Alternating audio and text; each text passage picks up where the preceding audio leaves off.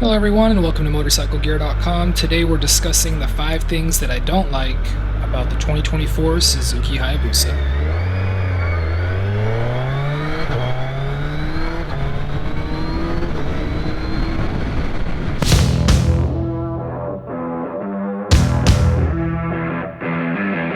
Welcome back everyone. Today I am riding a Suzuki Hayabusa and it's time to talk about the 5 things that I don't like about this bike. If you haven't seen any of our previous videos, keep in mind that each bike review is going to be done in 3 parts. The first video is a full overall review where we cover the bike's specs, my overall opinion on the bike, and I answer 2 important questions. The first being if I think the bike is worth buying, and second, if I would buy the bike with my own money. The second video is going to be the 5 things that I like about the bike, and then we have our third video, today's video, which is going to be the 5 things that I don't like. So if you haven't seen the other 2 videos about the Busa, well, then you definitely should.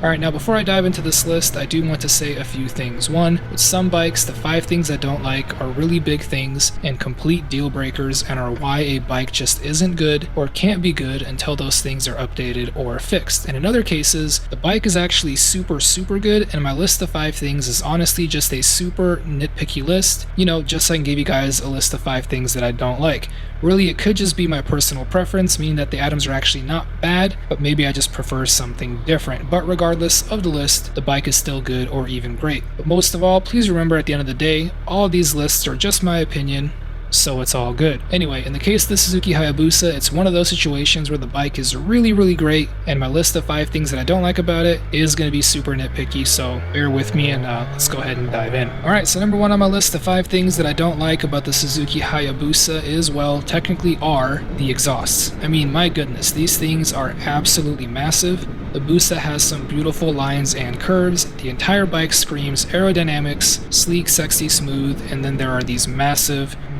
exhausts. It's kind of like a supermodel walking around in clown shoes. They are just that bad. Honestly, I think they should be a lot smaller and a tad louder. Now, I do know it's a stock exhaust, but it could be a tad louder. I have been on plenty of stock bikes with louder stock exhausts, and it should just take so much less attention visually than it currently does. Right now, the reality is they command so much of your attention when looking at the bike. They are really the first thing that you see and focus on, and I think they should be a lot more understated and hidden than they currently are. The Hayabusa has so much else going on for you to look at and focus on that you should really be ignoring the exhausts. Aside from their massive size, it also doesn't help that they are a combination of bright and polished silver, this being especially bad on the black painted bikes like this one where it really sticks out quite a bit. Honestly, if I owned one of these, the exhaust would be the first thing to go, definitely no question about it. Number 2 on my list of 5 things that I don't like about the Suzuki Hayabusa is going to be the gauge cluster. Now honestly, it pains me to say this as I absolutely love the gauge cluster of how it looks.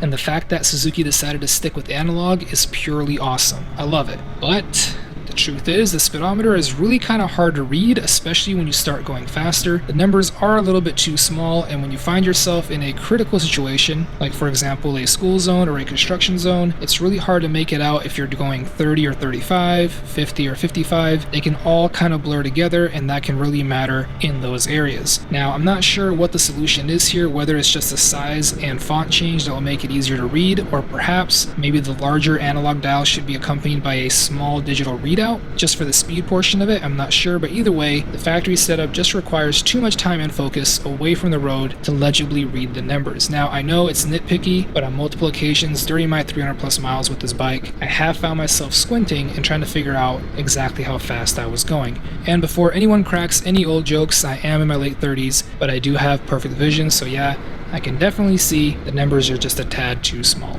Anyway, moving on. Number 3 on my list is another super nitpicky one, but I simply had to put it in as it literally got me every single time. What am I talking about? Well, it's going to be the seat unlock location. See, it's located here towards the back, and right here where this hex bolt is located, it looks like the perfect location for it, and the way the bolt looks at first glance, it always kind of looks like the key, right? It looks like the lock where the where the key goes. And so every single time I try to shove my key in there, and not only am I scratching the bolt, but then I obviously epically fail fail to unlock the seat because obviously it's the bolt and not the unlock or the lock for the seat. So instead of the simple where your eyes naturally go location, the actual lock is here behind and underneath where you don't see it initially and have to sort of bend down to get as, you know, as if you're going to the underneath angle to actually see the real lock. So you might say, dude, if that's the worst thing you got to complain about on this bike, then I'm good and I'll happily buy the Busa because it sounds like it's a great bike. And well, then I would say go for it because yeah, it is a pretty nitpicky thing. But nitpicky or not, I bet after a few times of getting it wrong, you will be like, yeah,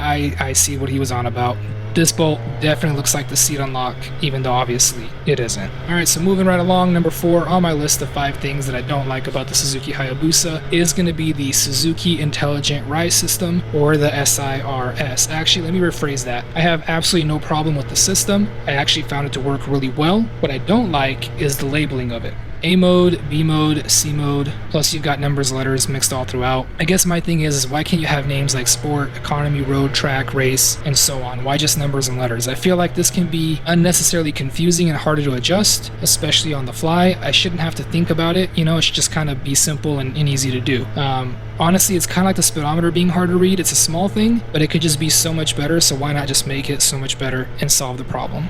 Okay, so last but not least is number 5, and this one is a bit different. I don't like, matter of fact, I really don't like that the Suzuki Hayabusa is one of the most misunderstood bikes of all time. Long story short, the marketing, word of mouth, and just general consciousness around the Hayabusa is that it's a sport bike, a hyper sport bike, and that all it can do, should do, or is even good at is going fast, especially in a straight line as drag strips are filled with them. And now don't get me wrong, the Hayabusa is those things. It really is super fast and high performing, but I feel like it is being alienated from a whole different set of customers, a whole different audience by not being advertised as, or at least by having the marketing mention the fact that the Hayabusa is extremely comfortable and that it does an absolutely fantastic job touring.